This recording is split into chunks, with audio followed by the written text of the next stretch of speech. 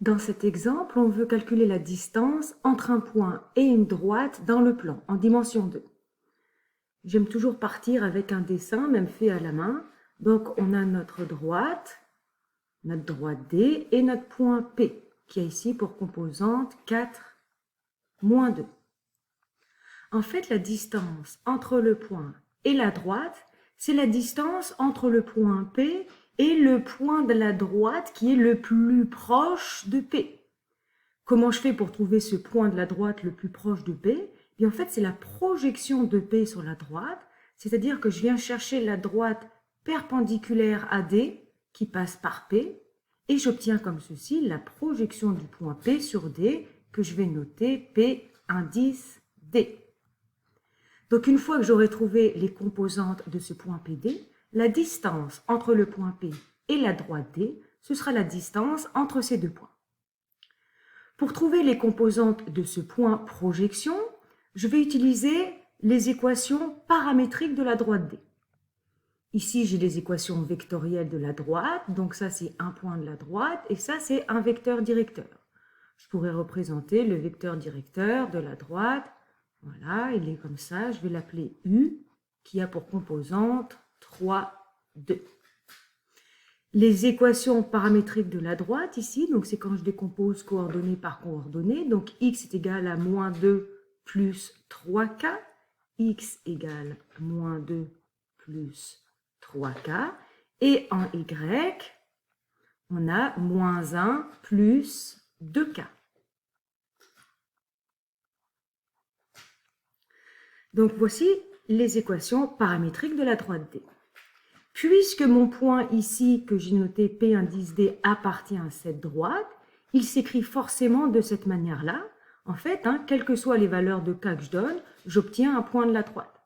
Donc, mon point ici, je peux dire qu'il a pour composante moins 2 plus 3K et moins 1 plus 2K, nécessairement parce qu'il est sur la droite. Et maintenant, je dois trouver la bonne valeur du paramètre K pour être exactement à ce point-là. En fait, ce point-là, ce qu'on remarque, je l'ai dessiné ici, c'est qu'on doit forcément avoir que le vecteur PPD doit être perpendiculaire à un vecteur directeur de la droite. Donc, je vais chercher la valeur du paramètre K tel que le produit scalaire du vecteur P avec sa projection avec scalaire le vecteur directeur de la droite soit égal à 0, ce qui veut bien dire que les deux vecteurs sont perpendiculaires. Bon, alors là, j'ai les deux composantes de mes deux points. Je peux commencer par calculer les composantes du vecteur PPD. Donc, ça va être moins 2 plus 3K moins 4. Donc, 3K moins 2 moins 4, ça me donne moins 6. Et en Y, moins 1 plus 2K moins 2, donc plus 2, c'est-à-dire 2K de moins 1 plus 1.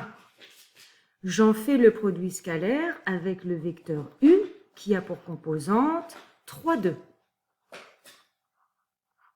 Donc le produit scalaire, je viens multiplier les x ensemble, les y ensemble et je les ajoute. Donc ça me fait 3 fois 3k moins 6 plus 2 fois 2k plus 1. Je vais développer ces expressions. 3 fois 3, 9k, moins 3 fois 6, moins 18, plus 2 fois 2k, 4k, plus 2 fois 1, 2.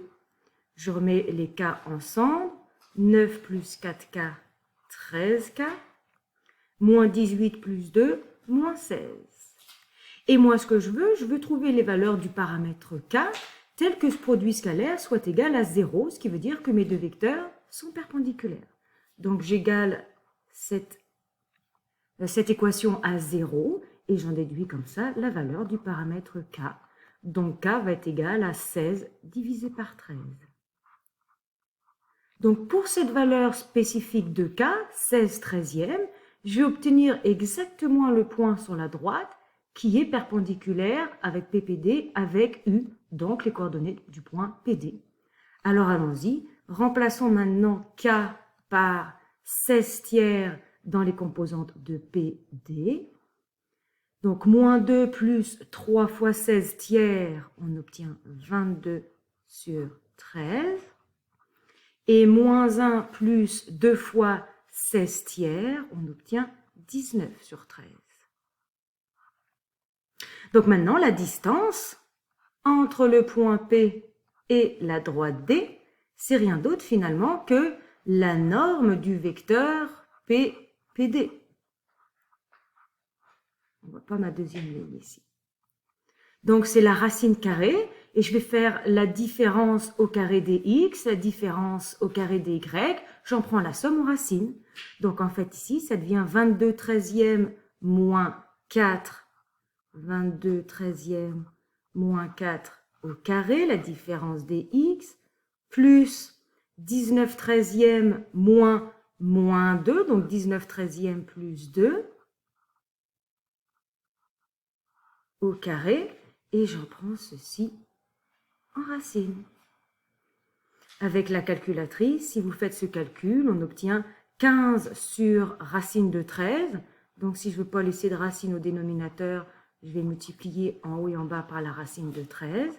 Et si on arrondit à 2 décimales, on obtient 4,16 unités.